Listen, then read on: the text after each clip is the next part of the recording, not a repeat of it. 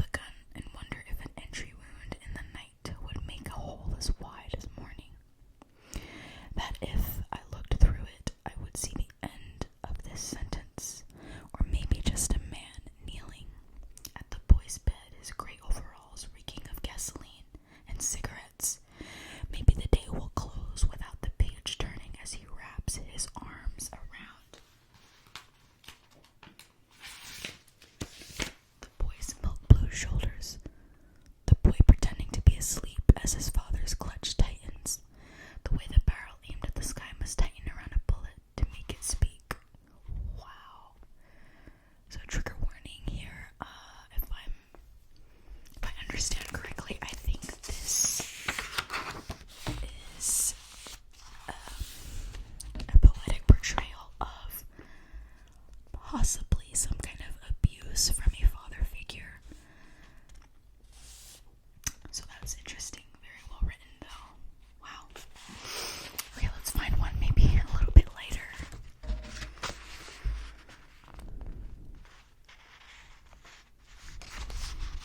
This one is titled Thanksgiving 2006. Brooklyn's too cold tonight, and all my friends are 3 years away. My mother said I could be anything I wanted, but I chose to live. On the stoop of an old brownstone, a cigarette flares, then fades. I walk to it, a razor sharpened with silence, his jawline etched in smoke. The mouth where I re-enter this city. Stranger, palpable echo. Here is my hand, filled with blood thin as a widow's tears. I am ready. I'm ready to be every animal you leave behind. I think that's the end of it. I like this. This is there's a lot of imagery of someone sort of escaping to a city to chase a dream, but also the harsh realities that come with that. I like this. This is very interesting. It's funny because when I first purchased this book, probably a year ago, and I flipped through it, and I was like, I have no idea what I'm reading. And now when I go back after quite some time and more time with me focusing on my own writing, and then I reread some of these poems, and I'm like, this is interesting. I'm actually getting it. So that is very, very surprising. Okay. Thank you, Ocean Wong and Sylvia Plath. I always have this fear whenever I'm filming ASMR that somehow the sounds are not sounding the way I need them to sound.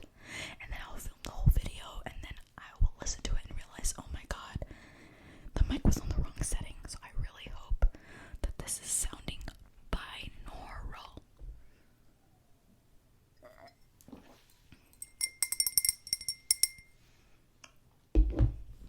Let's read some modern poetry.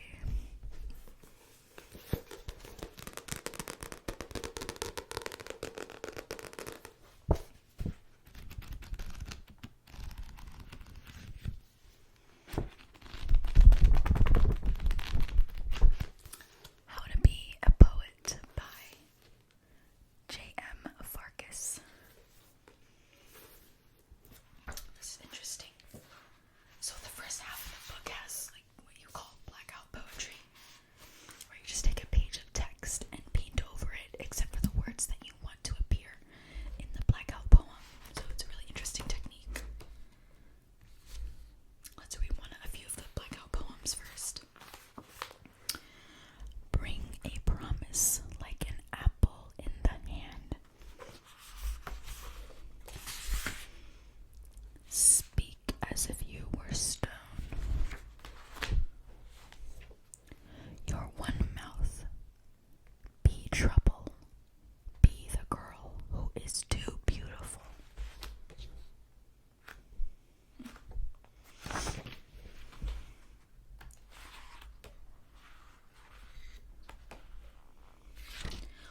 Go wildly in the woods, unhearing.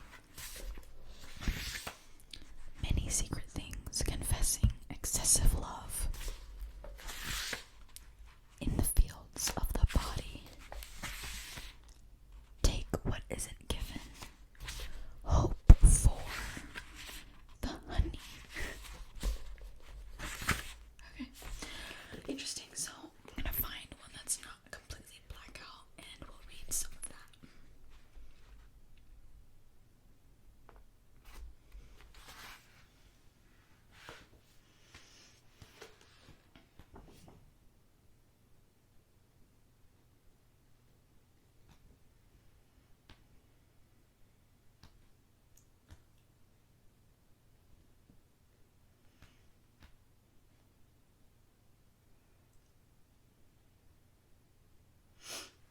Let's try this. This one is titled Don't Rush. See the knowing bed receives two lovers. Halt. Muse at the closed doors of the room.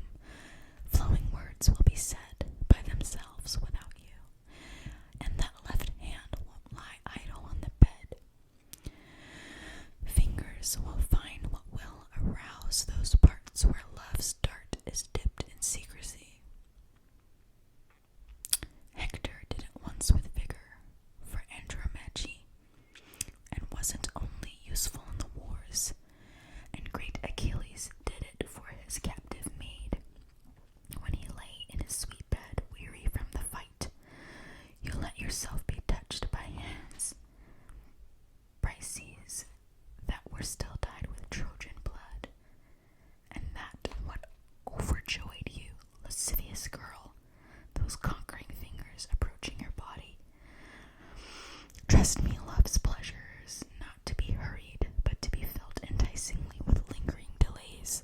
When you've reached the place where a girl loves to be touched, don't let modesty prevent you touching her. You'll see her eyes flickering with tremulous brightness.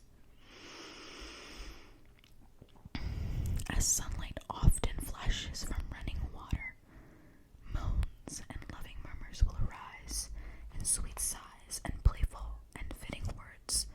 But don't desert your mistress by cramming on more sail,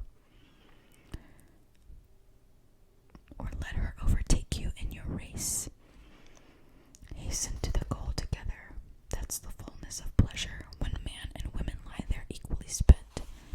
This is the place you should indulge in when you're given time for leisure, and fear does not urge on the secret work. When delays not safe, lean usefully on the oar and plunge your spur into the galloping horse. Well, alright. I think that one speaks for itself. That was a pretty seductive piece. Yeah. Okay, so that was a longer one.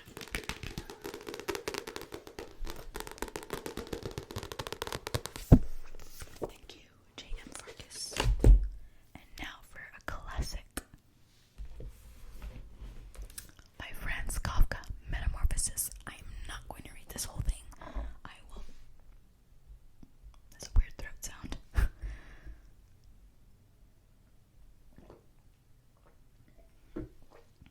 I will read like a few snippets and then we'll stop.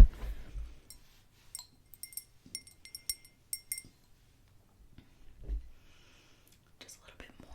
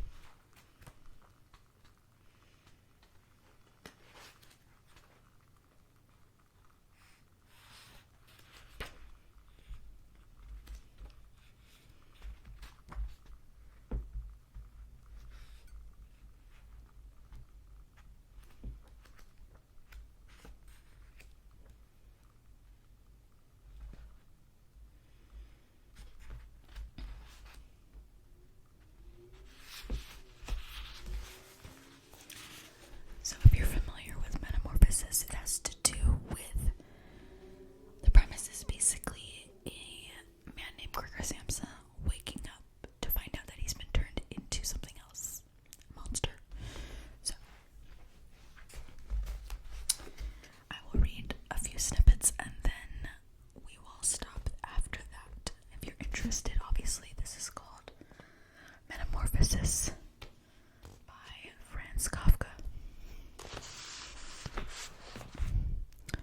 As Gregor Samsa awoke from unsettling dreams one morning, he found himself transformed in his bed into a monstrous vermin. He lay on his hard, armor-like back, and when he raised his head a little, he saw his vaulted brown belly, divided into sections by stiff arches from whose height the coverlet had already slipped and was about to slide off completely. His many legs, which were pathetically thin compared to the rest of his bulk, flickered helplessly before his eyes. What has happened to me? He thought. It was no dream. His room, a regular human bedroom. If a small lay quiet between the four